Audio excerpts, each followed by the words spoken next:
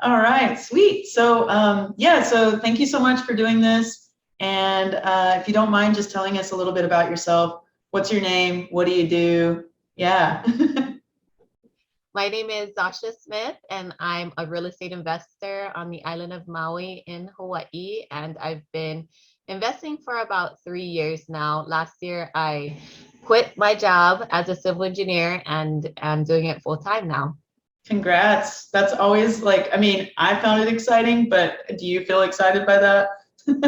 I feel excited because now I just have so much more time freedom. I mean, it is a lot more work. Like anyone who is self employed will tell you that you definitely work more hours, but it's flexible. And with a family, that was the main thing that was important to me. Absolutely. Cool. So, so you started investing in real estate, you said 3 years ago? Yeah. What did that look like, I guess? So I sold my first house with my mom in 2017. And when we sold it, because it was a primary residence, we essentially got the profit without having to pay taxes. So we didn't have to pay capital gains on it, and we walked away with about 150,000 each. And so Oh, after that, we kind of looked for a home for me and my husband. And while searching, we were seeing homes go for 700,000 in 2018. And I thought to my husband, even though I was a civil engineer and he owned his own plumbing business, that if something happened to one of us, and we had this huge mortgage that, we could possibly lose the home. And I'm really conservative and reserved. So I think like worst case scenarios sometimes, which is a little too much. But from there, there was those flipping shows on TV. We looked into those and was like, okay, let's buy a fixer upper and see what we can do. Since he was a plumbing contractor, he had a lot of contractor references for flooring, building, and things like that. So we bought a fixer upper, and then from there, just working on our own home really inspired me to want to get more deeper into it. yeah, that's awesome. So, I was going to ask you about the plumbing because I'm like, man, that sounds like an in right there. Right? Yeah. So, how many years has he been in the plumbing business? My husband's been plumbing for about like 15 years, and then he just started well, not just, but he started his own business probably about 4 years ago. Oh, wow. That's awesome. Okay, that first deal, let's go back to that. Not your first deal. Let's go back to your second deal, the one with your husband. Mhm. So how much did y'all buy that for? We bought our first home together for about 413,000, and then we put about 80,000 into the renovations, and then we did it's called the burst strategy, where you then refinance out all your money, and it appraised for around 750 6 months later. So we got a cash out refinance, got the 80 grand back, and then essentially the home basically for free, and then just paying the monthly payments. Yeah, absolutely. And the 750, you don't usually pull out, the whole 750. There's all these lender fees and stuff, of course, but like, is the renter paying then for the mortgage still, even at the higher price? Yes. Perfect. Yeah. That's It's kind of expensive here as well. So I think the right. mortgage is currently probably around 2,400 and they pay 3,000. Mhm. So because it's a single family, to me that's kind of like breaking even because you put money on the side for reserves and insurance and taxes and things like that. But Yeah. But yeah, still, it you is had fun. like, at least another, 200K to like go do your next deal. So I think that's absolutely a win. Yeah. Yeah. Yeah, that's cool. Congrats. That's exceptional for your first deal. What year was that in? 2018. 2018. Cool. Yeah. So then what happened? So 2019 came along, and we decided after that one we wanted to do a flip. And so we bought a small condo for around 300,000. We put about, I believe it was a 40,000 into it, and we sold it for 489. So we profited a little over 100,000. And that kind of opened up my eyes to be like, okay, we got something going here. You know, maybe it's beginner's luck. However, we did the first one. Now this is the second one, now the third one. And I was still working my W-2 job at the time. So we were there on nights, weekends, juggling the kids as well. And so it wasn't very a fun time, but we definitely put a lot of sweat equity into it. And so from there, we bought our first rental after we sold that, and wanted to see what it was like to essentially jump into that landlord role. And we were cash flowing about like $400 a month, and we inherited a tenant. So we didn't have to do all those, background checks and go through applicants and things like that. So it's kind of like a little baby step into what it was like to be a typical landlord. But it sounds like you inherited a good one. I have not had good experience with it. But we definitely, it was like an original condition from the 1970s. The tenants were actually waiting to go be accepted to an affordable housing complex. So we raised the rent a little bit, but it was definitely not the most we could get. But yeah, they were just appreciative. And I think that's what catapulted me now to I have 9 units now on Maui, and majority of them are Section 8 tenants. No, that's awesome. So do you mind, because not everybody knows, has experience with that. So do you mind stepping back a minute and like, when you bought the one with the, the rental that had the tenant that was inherited, how did you screen them? Because obviously you probably read through the lease, but what was your screening process like where you were like, okay, I'm still into this. This sounds cool. Was mostly, honestly, because I grew up in affordable housing as well. I kind of felt obligated to let them stay until they found another place. So the agreement initially was just month to month. I didn't really screen them. I knew they were still working, and I got all their paperwork from the previous landlord, but it was just more so giving them a chance to find another place. And then they ended up not being able to, because there was probably about 7, they had 5 kids. So for a 2-bedroom, finding something that was affordable was really tough for them. So I kind of just waited it out with them until they got into the housing. So when you were talking to the seller on that deal, did you ask questions like, do they always pay on time? Like, did you at least like have a good feeling like, okay, like this is gonna work, Yes. Yeah.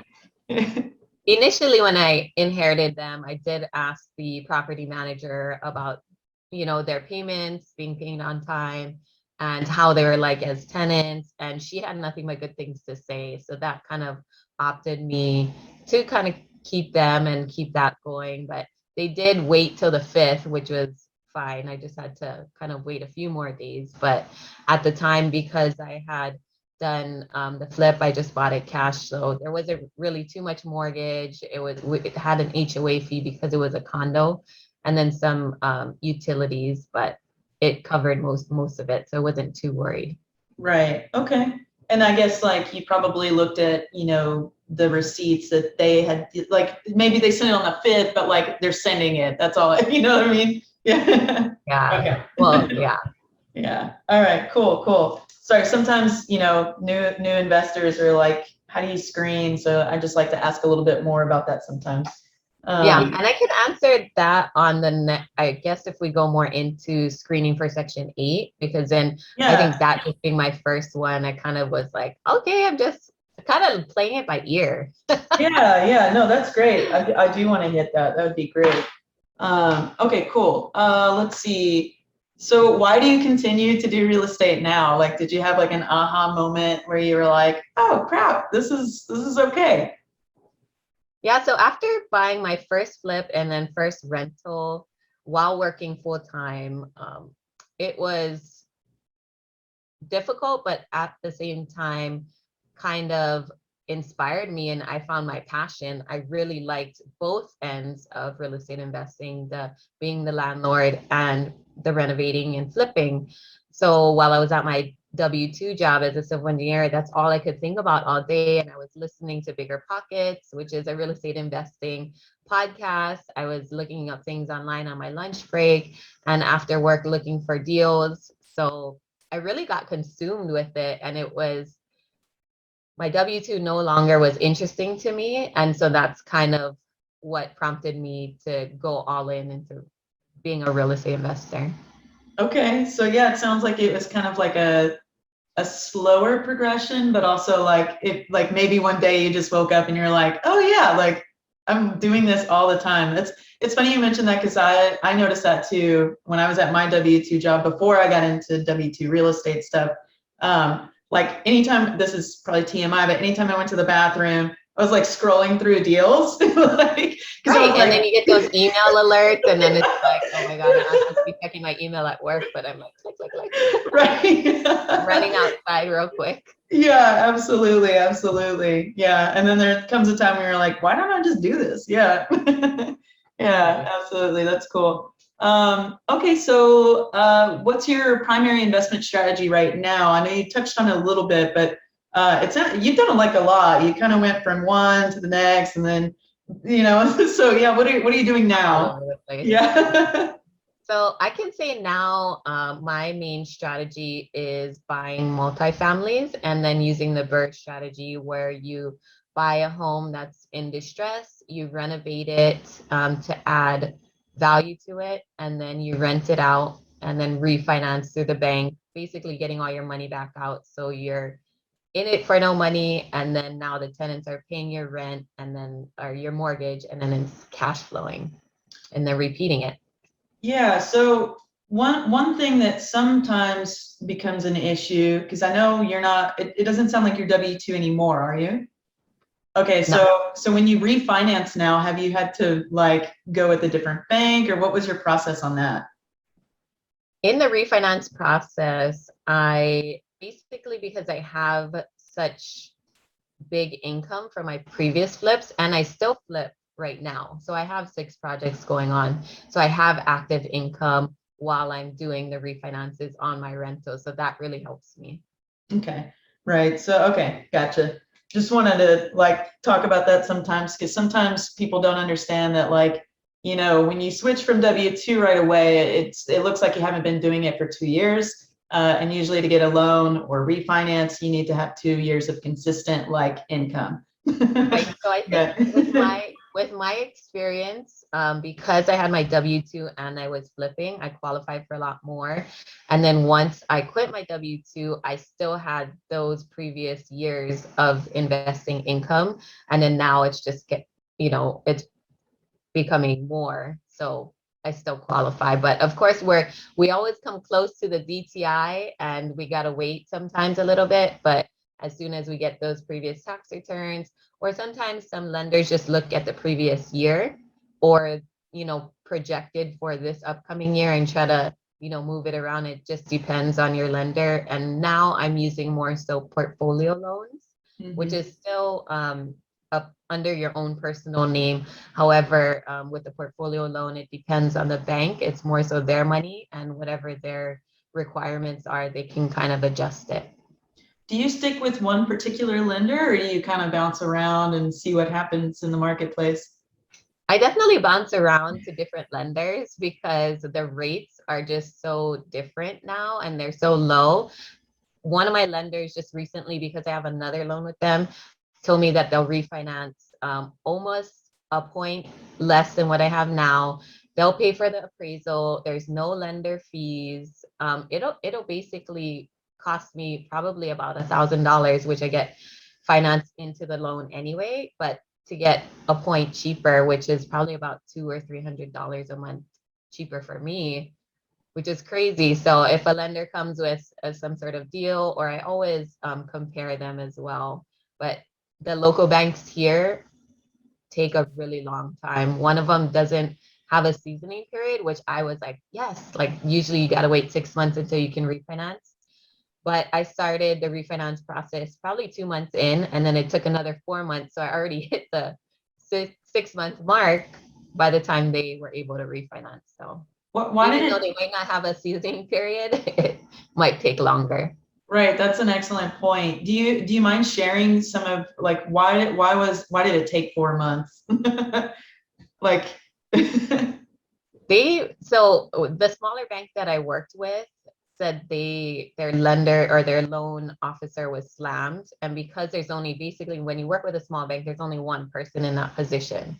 So now everybody's refinancing because the rates are low and you kind of get stuck in that pile. And so it was continuously, where are we at in this process? She's working on it. I was kind of the annoying person that kept bugging them.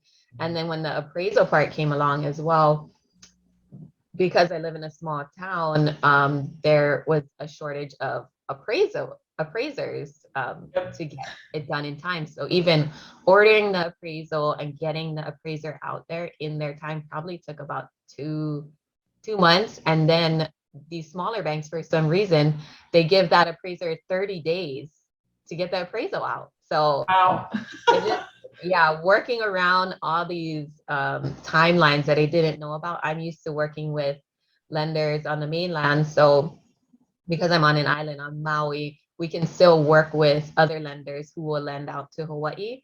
They are much faster. And so I love to support local always. However, if it's going to, eat away at my profit or what I'm trying to do as far as getting a mortgage or my refinance, I definitely shop around.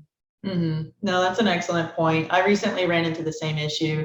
Appraisers, they were like swamped, because I invest in a smaller town too. And so and the one that they did get was from like a whole different, like a 2 hour drive.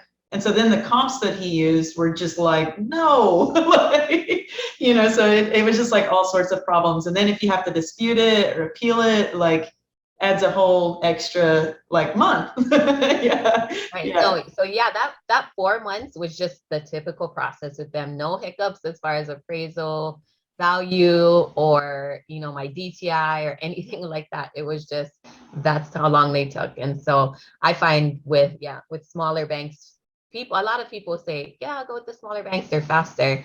But depending on the quantity of refinances or mortgages that one loan officer has to go through, then it might take a long time. Right. Absolutely. Absolutely. Great point. Okay. Let's see. So, how much money did you start with? So I started with probably the 150 that I got from selling my first home. Mhm. And that's the money I put into the first fixer upper that I bought, and then refinance it out and then just kind of recycling that same money Mhm. into different projects. And now I have flips and things going on too. But now I essentially don't use any of my own money. I use private money lenders. Right. Yeah, absolutely. And then on your first deal, it sounded like you bought it all cash. Were you like negotiating a cheaper price and that's kind of why you needed that upfront like cash? Yeah, so they listed the property for about 120. And so because I was paying cash, I was able to negotiate it down to 95,000. Perfect. Yeah, I love that strategy. I usually do that and then a faster timeline, uh, Yeah. just to get them to talk to me and tell me what's going on. Yeah, because I do a lot of on market deals too, which a lot of people are like, oh, you can't find good deals on the market. I'm like, yes, you can. Absolutely. Right. And you uh, have to so I found good deals on the market just by watching some, fall out of contract or they're on for so many days.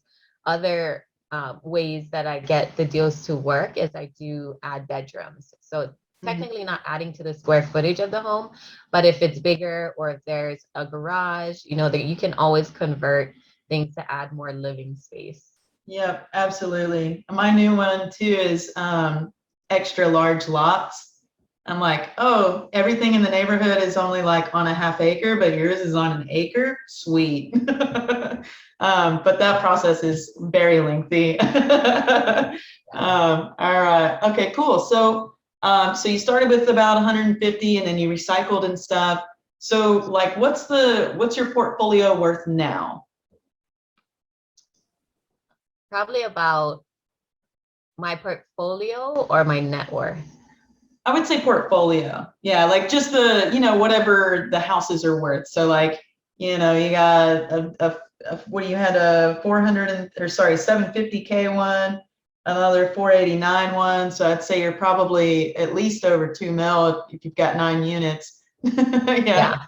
I was like, Yeah. okay, if I have to be technical about it. Yeah, no, we can do net worth, but like I think it's interesting to say like, okay, I started with 150K and like that turned into, from what 2018 or whatever, turned into like over millions. Like it's crazy. So I guess I know. I'm like, okay, when did it actually start? So when I bought the first house, I mean, because it all stemmed from that first house. Mhm. And starting there, I think we had to come up with, I think like 3%. I think it was all in all, starting off, probably about $10,000 for the down payment to put towards the first duplex that I bought with my mom. And then from there, snowballed after we sold it, got the tax-free $150,000 each. And then from there, just rolling that over and recycling it into each new property. Yeah, see that's absolutely incredible. Yeah, like 10K to, whatever it is now. I mean, it's if you're talking like 750, even, I mean, I don't know what you are per unit right now. You said you have 9 units? Yeah, so I'm probably at about 3.5 million right Yeah, I was now. about to say you might be edging towards 4. Yeah. So that's crazy. 10,000, fast forward to today. And of course, like you have loans on it and stuff. So we're not Right. talking net worth, but like still, like that's pretty incredible that like the bank is also like your partner in this, but like they put all that money up for you. You started with 10K and it's now blossomed into, a crazy amount of money. Similarly to me, like my first down payment was less than $4,000. So when people are like, I don't have money for that, I'm like, yes, you do. There is no excuse for not having money for it because like $4,000, $10,000, just like start somewhere. Yeah, yeah. All right, cool. So, what's the weirdest thing you found in an investment property? Because I'm glad you do fixer uppers because sometimes you do find some weird stuff. What have you experienced anything like that? The weirdest thing I found in an investment property probably was bones. I found bones, but it was like ended up being dog bones. But initially, when we came in and we found it, our contractor was like, "Oh my God, there's bones. We gotta like call." And I was like, "Okay, well, let's kind of see what kind of bones they are." And so it was a dead animal, of course. But initially, we got a little scare, like, "Okay, it might be a dead person." Yeah, I've never heard that before actually. I'm like, so what what is the process? You just like look at it and you're like, oh, that's an animal. It's not big enough to be a human, so I don't have to call Well, anyone.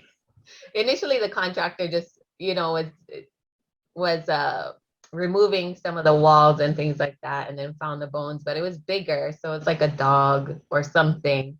But he Yeah. just stopped, called me, and was like, I don't know, I'm freaking out. Okay. All right. But yeah, I'm like, who do you? I guess do you call law enforcement if it is human? I don't even know. Like. Right, so as an engineer you would probably have to call like an archaeologist or something, but since it's a home, I don't even know, probably the police, and then they have Yeah. to like assure that it's not human remains. Right. Yeah. Absolutely. Wow. That's a pretty weird one. Yeah. All right. Where'd you grow up? I grew up here on Maui in Hawaii, all over the island. I've lived um, in Kihei, Pukalani, Makawao, Kahului. I had a single mom, and so we kind of just moved around wherever, and then we ended up in the housing, and that's why, like I said, mentioned before, that's why I rent a lot of Section 8 is to kind of give back to the people. I know what it's like to, not have anything and then somebody give you a second chance to kind of get back on your feet. Yeah, absolutely. That's cool. So, since you mentioned Section 8, and it sounds like you do a lot of those now, yeah, what kind of screening do you do now from like, start to finish, or like what does the process look like for a landlord to even get on, making their property available to Section 8? So when I first started, I didn't really do any screening, which, is not highly not recommended. They have a bunch of websites where you can, it makes it easy. So now I use a website called Turbo Tenant. And so even the leads come straight into that website. They turn into applicants, and then I show them the property. They have to provide me with their pay stubs, confirmation of their bank accounts, what they have in there. Also provide me, they pay for the background checks, credit checks. So there's a bunch more requirements that I have now. It's like you have to make 3 times the rental income. You have to have like a steady employment. Of course, right now with COVID, it's a little harder for renters to have money saved up. So a lot of times I also accept um, rental deposits from charities and things like that as well. So a little lenient on that part. And even the credit checks, they don't have to have the perfect credit, but at least good credit, and be able to explain, okay, what happened here, or if it was something further in the past, why they didn't reconcile that. So I do my checks that way, but also give leeway if they're willing to give an explanation. Yeah, absolutely. So I'm going to add a couple of things to that. On credit checks, I'm similar on that. I don't need it to be like a 700 or something, but I do say Right. like, here's what I'm looking for. And then, because people will freak out. They're like, oh my God, I have like medical bills. I'm like, dude, I don't care about that. Do you pay your rent? Right. Like, do I have school Yeah. debt? Like, I didn't pay that loan. I'm like, that's not what I'm looking for. I'm looking for, do you make your rental payments? Right. And if not, like what happened, how long ago was it? We'll discuss. But like, yeah, I don't, it's same thing. Yeah. Like, so, and also I'll just mention, because a lot of times people get worried about the legality with working with Section 8 or government. But as long as you're listing your requirements, like here are my requirements, you send it to them, and then you're using Turbo Tenant, I think you said. I've never used that one, but a lot of times they have to check off like, I understand before you pull my credit, before you pull all this stuff. So I would just say, just mention that kind of covers you and also them, so yeah, so that's cool that you're using some sort of screening tool. I do a similar program, just not that one.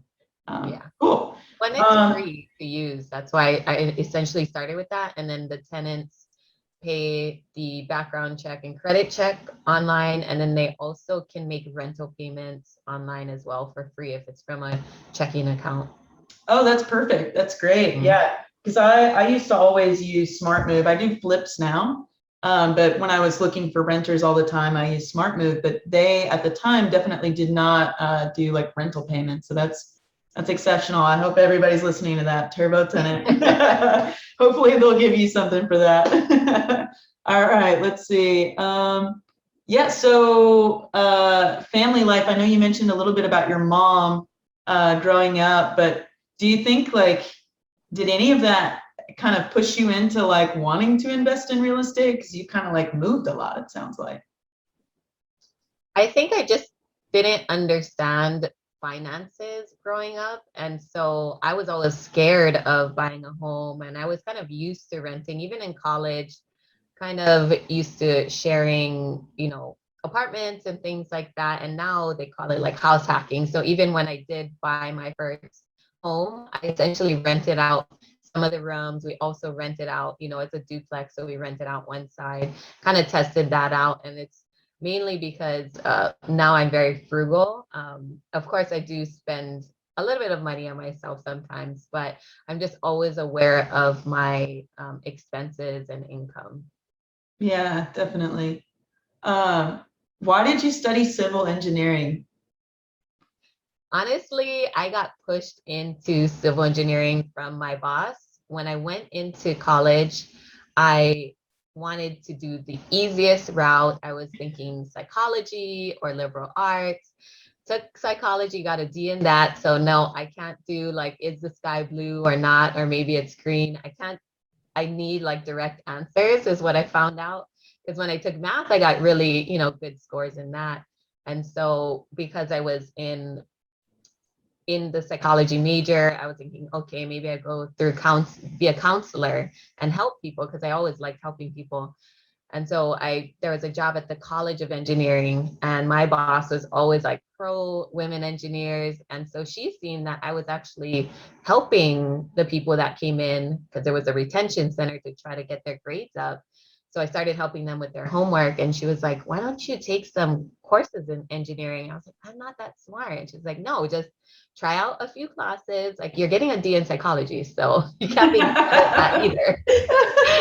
So so from there, I took some courses and I was like, oh, I really like this. I like the straightforwardness of science and math and those kind of things. And I knew in order to move back to Maui, which is an expensive place to live, I needed to have a really good job. So that's kind of what propelled me into being an engineer. Yeah, that's cool. I love that. It's what I'm hearing is like maybe not the first choice, but I it wanted sounds, the easiest route, but yeah, so it sounds like you had a great mentor in there too. Yeah. well, and so I a lot of people have asked me to, speak at events, or they really like my story. And for me, I just think of it like I'm just trying to survive. However, when I step back and look at the people, integral people in my life who I had, my high school teacher is the one who paid for my application fee to get into college. I never thought I would go to college. And back then there wasn't as many programs out there pushing kids to go to college. And so he was like, I'll give you, your $35 application fee. Just apply to one. You need to go. You need to get out of here, broaden your horizons. And so I was like, how am I going to pay for this? And so he kind of gave me all the resources for applying for scholarships and things like that. And then moving on to when I finally got to college, it was my boss who pushed me into engineering. And so if I didn't have those mentors along the way who really pushed me or believed in me, I was like, I don't know where I would be. And so now I started being that person for other people. And I love to inspire and just let people know you don't have to be smart or have all this money to succeed, but you do have to have a drive and be, persevere through the hard times. Yeah, absolutely. Like grit is pretty much the only thing that has gotten me through it too. Yeah. Yeah. Well, that's why, like, honestly, now I'm not the best speaker. I'm very uncomfortable in social situations. And even now I'm a little uncomfortable, but I just keep putting myself out there because I know if there's one person that listens to me who I can inspire and change their life, like that is definitely what fulfills me. Yeah, absolutely. Yeah, that's beautiful. Um, okay, so how has a background in civil engineering helped you in your investments?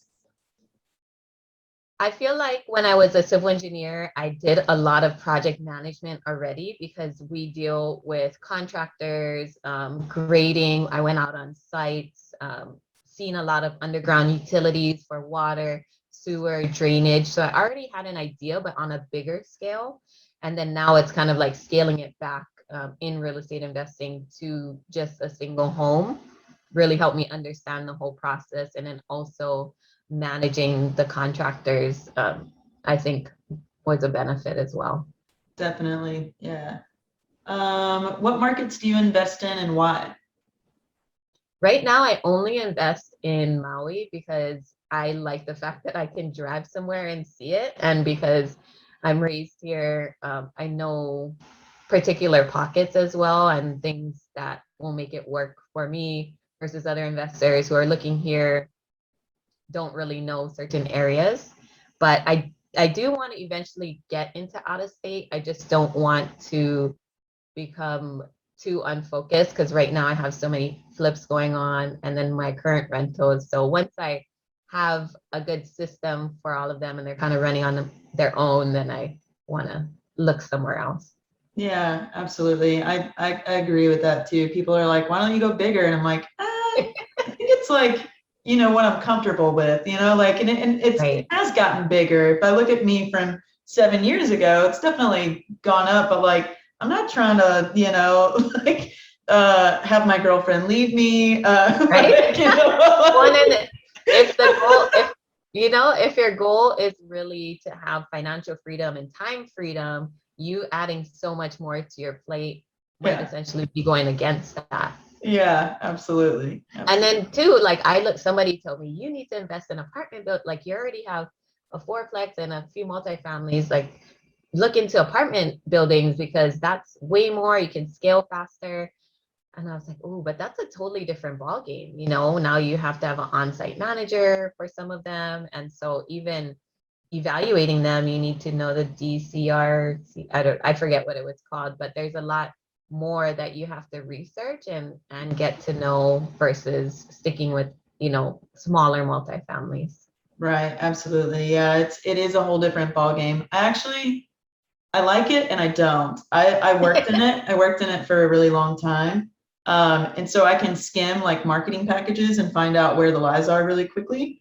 But Mhm. it's the part about like, yeah, there's so much more marketing heavy and so many more potentially lies that you have to sift through. Whereas like if you've been doing more single family stuff, you can see it like a lot of Right. times, like When I started looking into it, they would send me like rent rolls and things like that. And then I was looking at the numbers that they were actually put out there. And I was like, oh, those numbers are like projected. It's not what's actually there.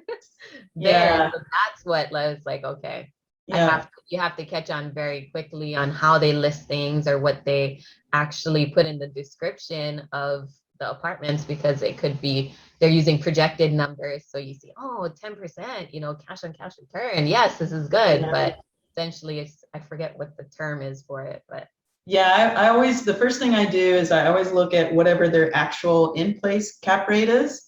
And right. then their pro forma stuff, I don't even look at. Like, no, Yes, pro forma. I That's the build word. I build my own, yeah. But I look at their actual in-place cap rate and then I skim through all of their expenses because a lot of times they'll try to hide management fees. They'll be like, oh, we do that in-house. And I'm like, okay, but like I'm not ever gonna find anyone that does that rate. Like, Right. you know what I mean? So like those are like the big ones. And then property tax, always changes on a new sale, which can make or break a deal. So usually, and it's oftentimes with the big companies, the people that do those marketing packages are new, and they might not even know like, oh, this is the tax rate for that specific county. This is what it's going to go up to. So that's the only thing I'll say there. But, So on the sale, the tax rate goes up. yeah, so in California and most places, it's based on whatever new sale price it is. So like, yeah, maybe it was, the tax was $1 million or whatever, it's not going to be now. Like, Wow. Okay. That's good yeah, to know though. yeah. Yeah, so that one's the big thing. So I always have to Google it myself, like, okay, tax rate, property tax rate in this specific county. Here's what price I'm looking at paying. So I build my own pro forma based off of that. Just makes it a little bit easier because you can't trust those. Yeah, I know those pretty packages, they look good, they but look so good. Yeah. only it were true. Yeah, absolutely. All right. Let's see. And then what other investments are you into? I mean, I like to talk about that because like sometimes, I personally love real estate. I'm all about it. But sometimes, you're like, oh, do I want to do stock? Do I want to do, like, do you do anything else? Or are you like real estate? I think when the pandemic hit, I downloaded like a few apps like Webull and I started buying some Apple stocks and Facebook stocks, but haven't really kept up with it honestly since everything kind of went back to normal. But I like to just watch it and see every once in a while. It's kind of like a retirement account, you just set it and forget it. And for me, it definitely is more passive than real estate. However, you get all these penalties if you pull it out early, so you can't really use it right away. Yeah, yeah, absolutely. Sometimes I'm not sure which one I like more because with stock, at least I don't have to like deal with like multiple interactions with people. You can just be like a research person. Right. But yeah, I definitely have noticed, anytime I do my spreadsheets, I'm like, well, real estate still, I can grow so much faster. So why muck it up? Right. Well, and here too, I mean, even if you stick to the smaller multis or the single families, like homes here are worth so much. You buy a couple homes or you buy one home and you're a millionaire. So Yeah, you have $1 million in equity right there. So that's true. Yeah, that's so funny. Yeah. yeah, that's why when I asked you, because recently I've been looking into my net worth because one of my friends is like, hey, are you a millionaire yet? I was like, what does that even mean? And so once I put on my properties, my debt and everything like that, I was like, oh, shoot, I am. But Yeah. it's not anything that you could see, right? It's not that you have $1 million in the bank that's liquid. It's more so, your, what is it called? It's your equity. Yeah. Yeah. Yeah. Yeah. No, I mean, that's the same thing. I recently switched over probably in the last 2 years. I have spreadsheets and I do all backup stuff, but like Right. I switched to Stessa, which is assets spelled backwards. It's a free program, kind of like Appfolio, but Appfolio is super expensive. But it keeps track of everything and it's really pretty. And so it gives you like monthly updates too. So I remember when it like came to my inbox and it basically said like, you're a millionaire. I was like, what? Yeah, I use personal capital or something or Yeah, that's yeah. yeah, So that's the one personal where cap. Yeah. yeah, personal cap. So Yeah. that's how I monitored that. Yeah, that's cool. Right. Yeah, that's because like the spreadsheets, like I'm not always like, oh, let me look at the spreadsheet. You know what I mean? Yeah. Yeah. But if it's like email to me, I'm like, oh, okay, yeah. Good to get that notification.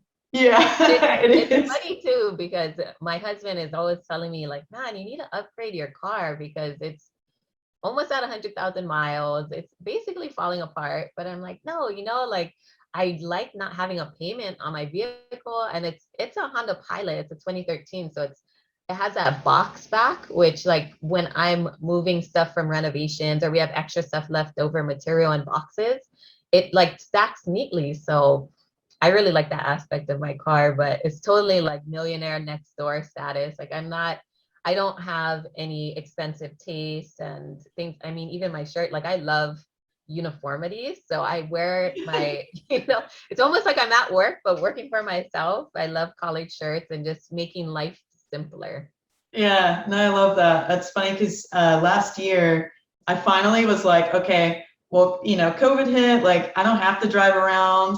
So I finally sold my 2005 Corolla. I was like, you know what? We have public transportation anyway. Like, if I need to go anywhere, I'll just walk because I have more time.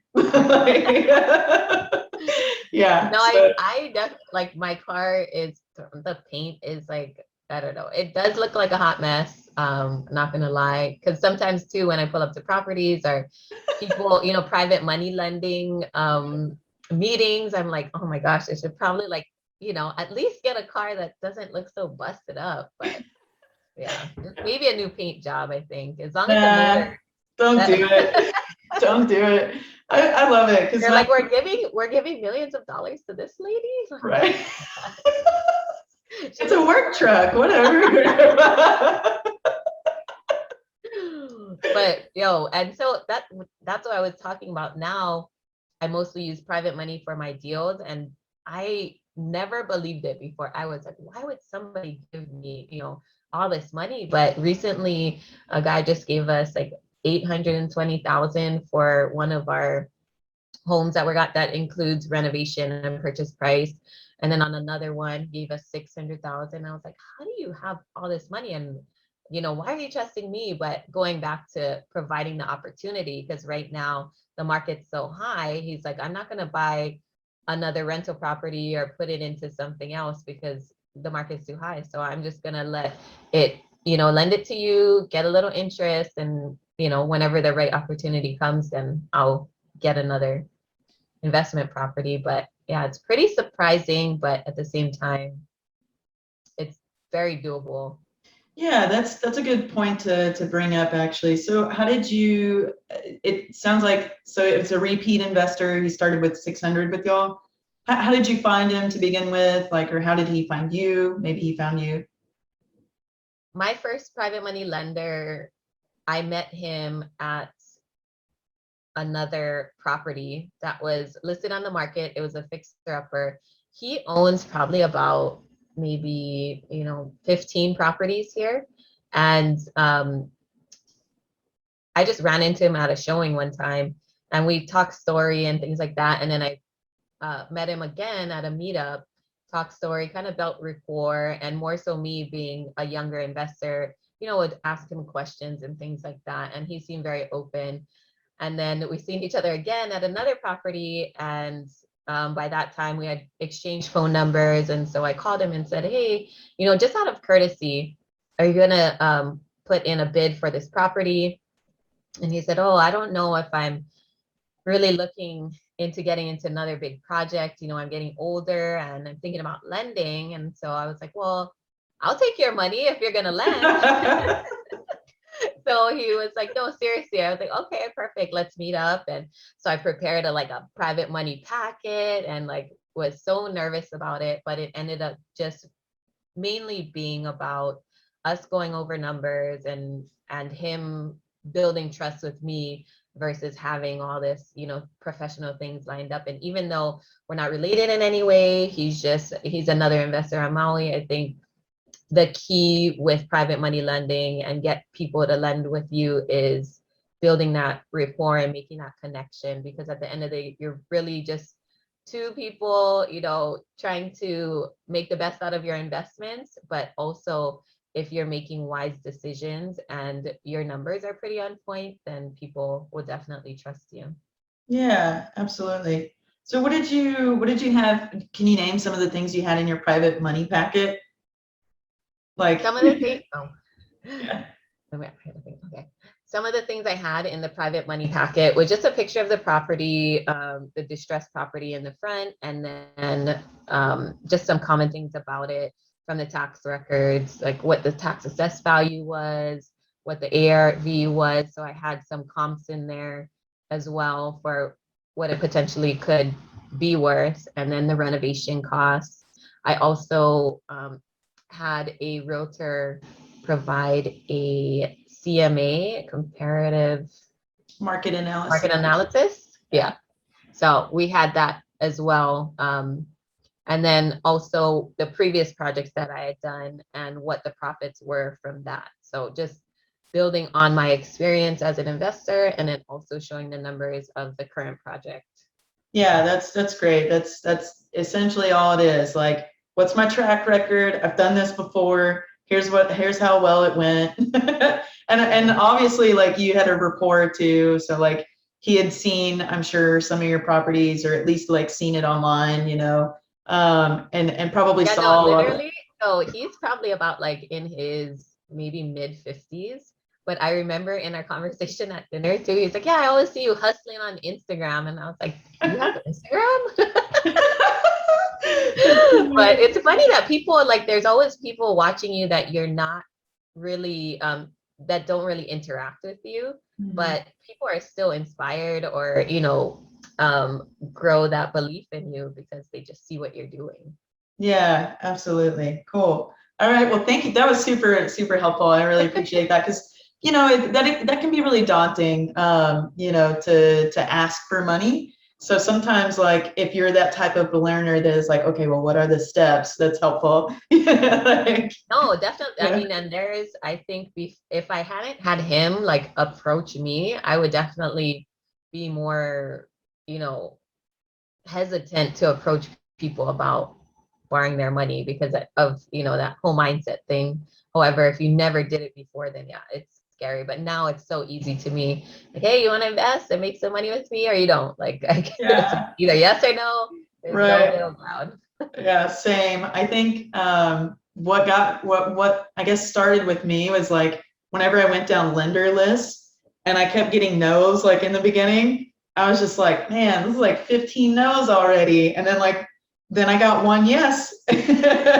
So I'm just like, you know what, whatever, it's just part of the game. Like, I know one of yeah, my friends is going through that right now. She got a out of state property under contract. She's like, I called all the people who I made my list, and they said, yeah, they wanted to lend, and nobody wants to lend because it's out of state. And I was like, well, somebody will. Like, if you have enough people in there and you keep following up, posting on social media, like somebody might just jump on. And that's honestly how I got a few of my other lenders too, was from social media, people reaching out to me, high school friends, childhood friends who were like, oh yeah, I have this HELOC that I took out because I wanted to buy a rental property, but it didn't end up working out, and now I'm just paying on it. So can I invest it with you? I'm like, sure.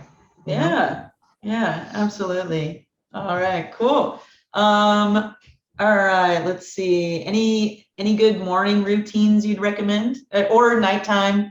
Not everybody's a morning person. I totally get it if you're not, or your afternoon. Do you have any routines that are helpful?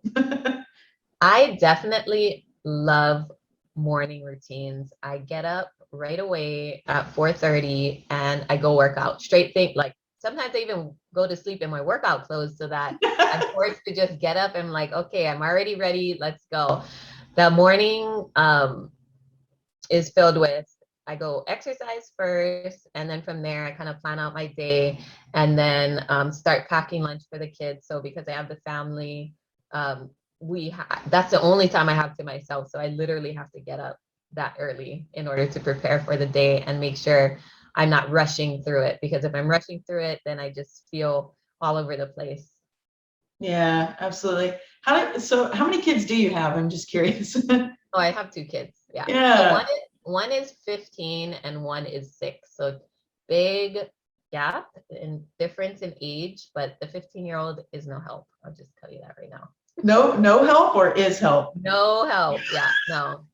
They like fight like they're the same age. Like she'll slap her, she'll slap him back. I'm like, do not hit each other. It's like you're old. I But was it's a gonna boy ask and a if girl dynamic too. So he's like crazy. When she was young, she would just like, I'll put her down, she'll stay in one place, super mellow. But him, he's jumping all around. He wants to fight everybody. And like, oh my God. So crazy. that's hilarious.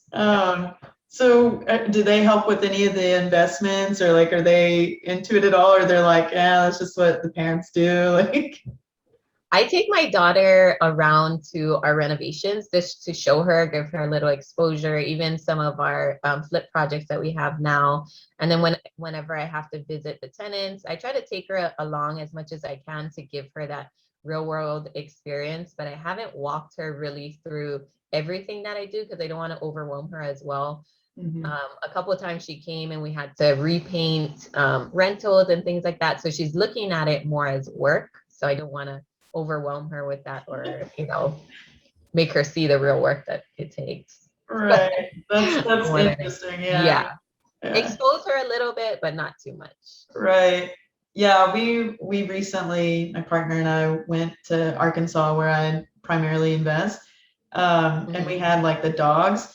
And I was like, man, this is a bad idea because we were like we stayed there, like a couple of rooms were finished. So we were like, let's do this. Bad idea. Like, Yeah. there's like nails everywhere. Like, yeah. And then, when you see it, you're like, oh, I just want to like knock this out myself. And then I'm like, okay, no, we're not doing that again. Yeah. When they just get into everything because they're curious too, and Yeah. Yeah. All right. So let's see. Yeah, what are you? Oh, sorry. This is a new question that I haven't asked, but what's the most interesting fact you've been thinking about lately? Sometimes people are into weird, facts. So has there been anything weird that you're like, I want to share that with someone? interesting weird facts. I don't know. The only thing I hear about lately is like COVID stuff. So I'm not really, and I don't really watch the news. And I mean, I post on social media, but I honestly steer clear of anything else that doesn't have to do with real estate or my family or COVID. Okay, no worries, no worries. All right. Favorite vacation and why? What did you say? Your favorite vacation and why? Ooh, okay. My favorite vacation, every Thanksgiving, we typically go to San Francisco. We watch a 49ers game with the kids. And recently they had built a new stadium, the Levi Stadium, where you could order everything, food, drinks, and everything from your phone. And you just kind of sit there and have the big screen. But that is my favorite all-time vacation that we try to do annually. Oh, that sounds awesome. Well, I next know you're time. like, oh, go to Tahiti or something. You live on an island, but no, it's like Oh, we that's like to do cool. something totally different. And my husband's dad was a 49ers fan, so it means a lot to him. We wish we could have gone to Candlestick Stadium, but they that's already been torn down. But yeah, so Yeah. that gives him a little walk down memory lane too. Well, next time you're in town, send me a little quick. We'll go get a coffee or something. You live in San Francisco?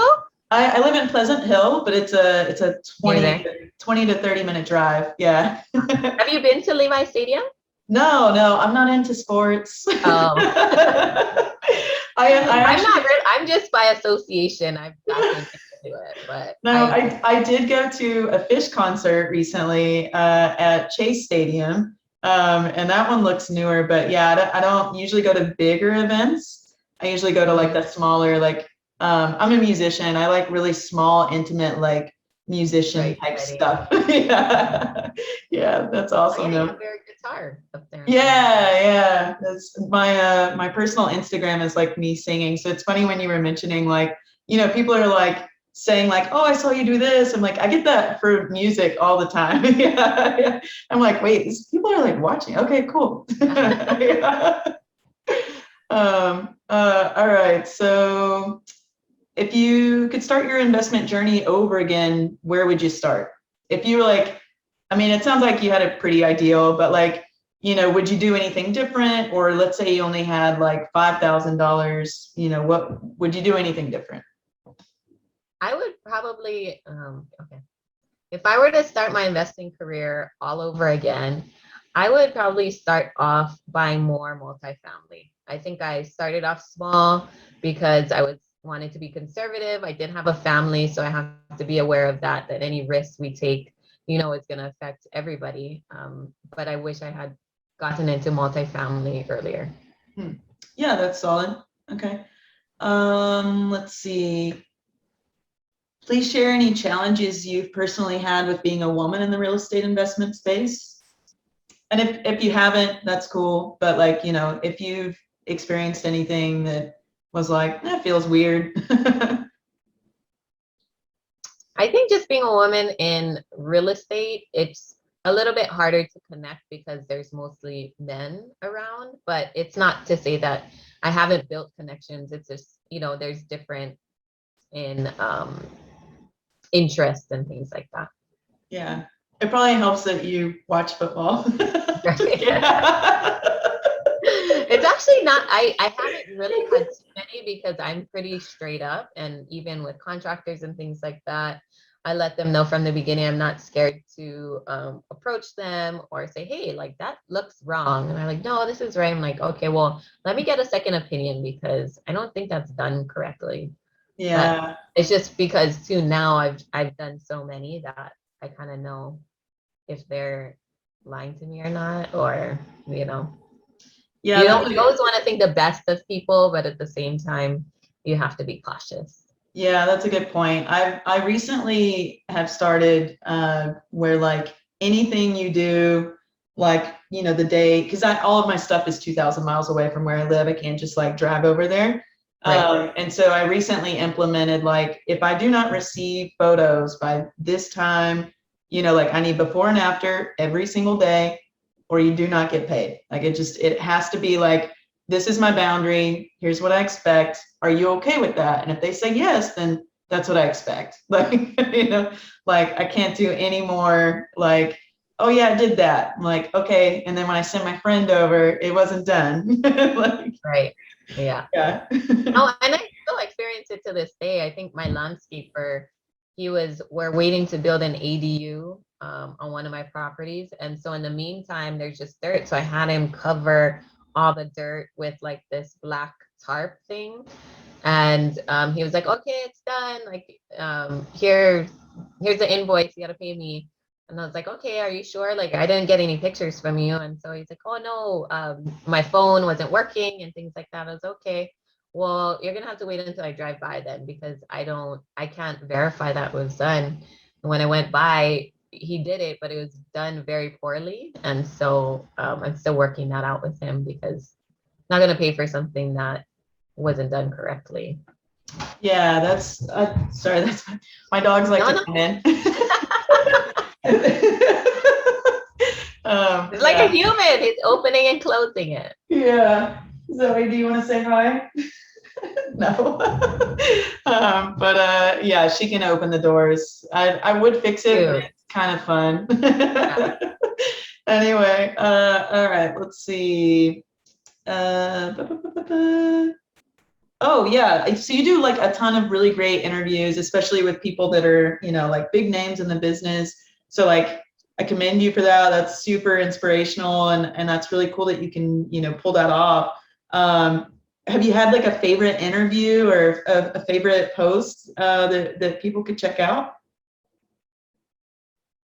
I think a really good interview that I did was with Ryan Pineda recently on my Instagram at Invest with Zasha with a Z. And he talked about the power of networking, which has really allowed me to scale. And he gives really good tips in that interview. So if you want to check it out, that's a really good one. And for him, he's about 31 or 32. So he's pretty young, and he's scaled his business tremendously and now owns multiple business, all related around real estate, a CPA firm, a brokerage, his coaching program. So he has a lot of good businesses all around real estate in a very short amount of time, and also leverages social media and YouTube and things like that to gain a lot of traction. So he's been a real inspiration to me. Yeah, that's great. Yeah, I saw that one. That was really good. Yeah. Mm-hmm. Okay. And then let's see, what's next for you? Yeah. Oh my. Right now, I have a lot of long-term rentals. I definitely want to get into short-term rentals, so an Airbnb by the end of the year. That's one of my goals, and hopefully in Maui. But if I can't find a deal here, then definitely looking somewhere, maybe in Florida, but open to anything. So if anybody has any deals, any short-term rental deals that they want to wholesale to me or partner up, I'm definitely open. Cool. Do you recommend any books or websites? I know you said Bigger Pockets earlier, but do you have any recommendations for people? My favorite website, especially starting off, is biggerpockets.com. It just provides so many resources for free that you can look into. And then also all of their books I've either bought or read, How to Invest in Rental Properties, the BRRRR strategy. There's also one book that I really like that helped me with my morning routine is Atomic Habits. Mm-hmm. And it really puts into perspective that everything in your life you choose, right? You can choose to wake up early, or you can choose to sleep in and rush through the day. So kind of gives you that little kick that you need, like, hello. Yeah, that's an excellent book. I like that one too. Yeah. All right. And then shout outs. You said your Instagram, but go ahead and give it to us again. How can we find you? Let me think about this. Sorry. I'm trying to get some new programming, but I'm not going to say. Okay. The best way to get a hold of me is through Instagram at Invest with Zasha, again with a Z. I answer the DMs as much as I can, and always try to provide very useful information. Or if you ever need, have a quick question, definitely look me up on there. Cool. Yeah. Well, thank you. That's all the questions I have. If you want to add anything, go ahead. But otherwise. Well, thanks for reaching out to me, and good for you for putting yourself out there.